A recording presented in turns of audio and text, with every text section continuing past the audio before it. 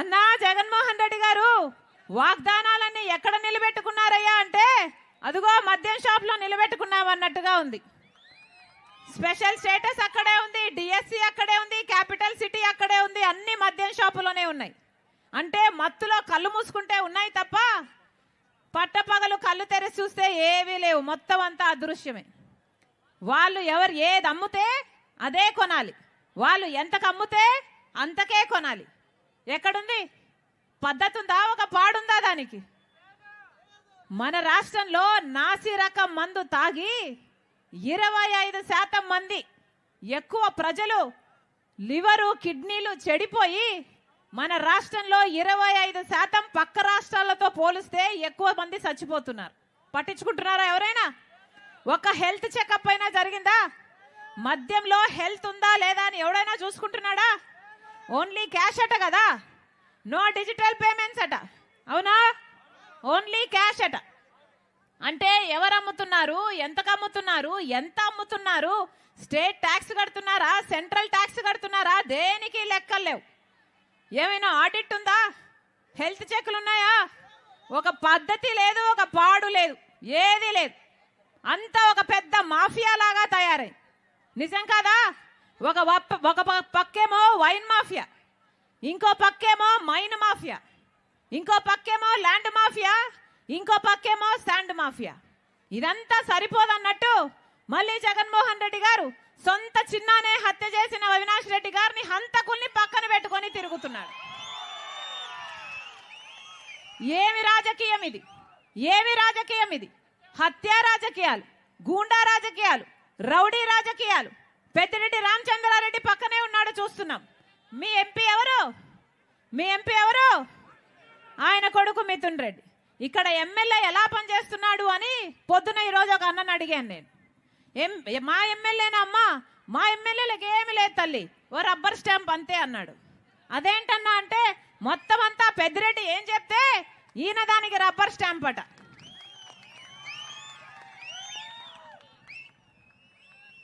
మొత్తం అవినీతి మొత్తం పెద్దిరెడ్డి చేస్తాడు, దానికి ఈయన గంగిరెద్దిలా తల ఊపాల్సిందే, లేకపోతే ఈయనను బతకనియ్యాడు అన్నారు. మరి ఎందుకు ఇస్తున్నట్టు అధికారం? ఇలాంటి రబ్బర్ స్టాంపులకు అధికారం ఇవ్వాలనా? మళ్ళా ఓట్లు వేయాలనా? మళ్ళా గెలిపించాలనా? ఆలోచన చేయండి. ఎందుకు ఇస్తున్నట్టు అధికారం? వీళ్ళకి అధికారం ఇస్తే ఏం చేశారు?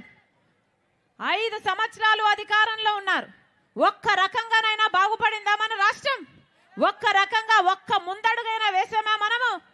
ఏమొచ్చింది మనకు? స్పెషల్ స్టేటస్ వచ్చిందా అంటే అది రాలేదు. పోలవరం లాంటి ప్రాజెక్టులు ఏమైనా పూర్తి చేశారా అంటే అది చేత కాలేదు. పోనీ రాజధాని కట్టారా అంటే అది చేత కాలేదు. పోనీ ఏదైనా మనకు ప్రత్యేక హోదా అయినా ఇంకొకటైనా మనకు ఒక్క రకంగానైనా మేలు చేశారా? పరిశ్రమలు వచ్చాయా? ఏమైనా జరిగిందా అంటే ఒక్కటి రాలేదు. ఇదే పీలేరులో టొమాటో ఎక్కువ పండుతుంది. ఏం చెప్పారు? ప్రాసెసింగ్ యూనిట్లు పెడతామని చెప్పలేదా?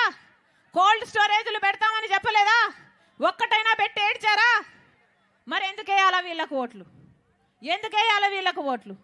ఒక పక్క చంద్రబాబు గారు, ఇంకో పక్క జగన్మోహన్ రెడ్డి గారు. ప్రజల గురించి ఆలోచన ఎవరూ చేయటం లేదు. చంద్రబాబు గారేమో బహిరంగంగా పొత్తు పెట్టుకున్నారు బీజేపీ పార్టీతో, జగన్మోహన్ రెడ్డి గారేమో ఒక రహస్య పొత్తు పెట్టుకున్నాడు బీజేపీ పార్టీతో. ఎందుకంటే ఇద్దరికి బీజేపీ పార్టీ కావాలట. ఇక్కడ ఒక ట్రయాంగిల్ లవ్ స్టోరీ నడుస్తుంది.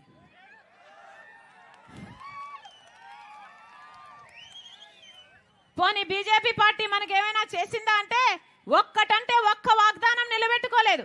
ప్రత్యేక హోదా ఇవ్వగలరు, కానీ బీజేపీ పార్టీ ఇవ్వదు. పోలవరం ప్రాజెక్టు మనం పూర్తి చేసుకోవడానికి డబ్బులు ఇవ్వచ్చు, కానీ ఇవ్వదు. రాజధాని మనం కట్టుకోవడానికి డబ్బులు ఇవ్వచ్చు, కానీ బీజేపీ పార్టీ ఇవ్వదు. మనకు ఒక్క లాభం చేయకపోయినా కూడా చంద్రబాబు గారేమో బీజేపీ పార్టీతో పొత్తు. మనకు ఒక్క లాభం చేయకపోయినా కూడా జగన్మోహన్ రెడ్డి గారేమో మోడీకి తొత్తు. ఇందుకేనా ఓట్లేస్తున్నది? ప్రజల ప్రయోజనాల గురించి ఎవరు పట్టించుకుంటున్నారు కాబట్టి. అందుకే చెప్తున్నాం, ఆలోచన చేసి ఓటు వేయండి. ఆలోచన చేసి ఓటు వేయకపోతే మీ భవిష్యత్తును వాళ్లకు రాసిచ్చేసినట్టే, మీ బిడ్డల భవిష్యత్తును కూడా రాసిచ్చేసినట్టే. ఈరోజు రాజశేఖర రెడ్డి బిడ్డ చెప్తుంది. ఈరోజు రాజశేఖర రెడ్డి బిడ్డ కాంగ్రెస్ పార్టీలో చేరింది అంటే ఎందుకు చేరింది?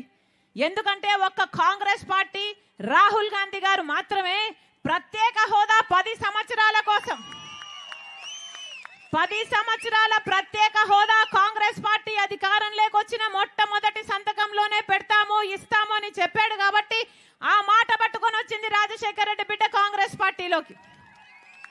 ఒక్క కాంగ్రెస్ పార్టీ మాత్రమే ఆంధ్ర రాష్ట్రానికి చెందాల్సిన అన్ని హక్కులు కల్పించగలదు కాబట్టి బీజేపీని 10 సంవత్సరాలుగా చూసాం.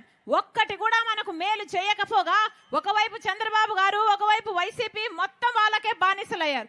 ఇలాంటి పరిస్థితిలో ఒక కాంగ్రెస్ పార్టీ తప్పితే ప్రజల పక్షాన నిలబడే పార్టీ లేదు కాబట్టి రాజశేఖర రెడ్డి బిడ్డ కాంగ్రెస్ పార్టీలో చేరింది. మీరు ఆశీర్వదించండి. రాజశేఖర రెడ్డి బిడ్డ మీకు మాటిస్తుంది 10 సంవత్సరాల ప్రత్యేక హోదా రాజశేఖర రెడ్డి బిడ్డ తీసుకొస్తుంది ఆంధ్ర రాష్ట్రానికి. మీరు ఆశీర్వదించండి. కాంగ్రెస్ పార్టీ అధికారంలోకి వచ్చినాక ఒక ప్రత్యేక హోదా కాదు, పెద్ద పెద్ద పరిశ్రమలే కాదు, పోలవరం ప్రాజెక్ట్ అయినా, రాజధాని అయినా, కడప స్టీల్ ఫ్యాక్టరీ అయినా, ఇలా 1 కాదు 2 కాదు, ఆంధ్ర రాష్ట్రానికి చెందాల్సిన ప్రతి హక్కును రాజశేఖర రెడ్డి బిడ్డ తీసుకొస్తుంది. మీరు ఆశీర్వదించండి. ఎలాగైతే రాజశేఖర రెడ్డి గారు పరిపాలన చేశాడు, వ్యవసాయం పండుగగా చేశాడు, మట్క చెల్లెలుగా అన్నగా చూసుకున్నాడు, మళ్ళీ రాజశేఖర రెడ్డి బిడ్డ మాటిస్తుంది. మీరు ఆశీర్వదించండి. ఆ రాజశేఖర రెడ్డి గారి సంక్షేమ పాలన మీ గడపకు తీసుకొస్తుంది రాజశేఖర రెడ్డి బిడ్డ. కాంగ్రెస్ పార్టీ అధికారంలోకి వచ్చినాక రైతులకు 2 లక్షల వరకు రుణమాఫీ చేస్తుంది కాంగ్రెస్ పార్టీ. అక్క చెల్లెలకు మాటిస్తున్నాం.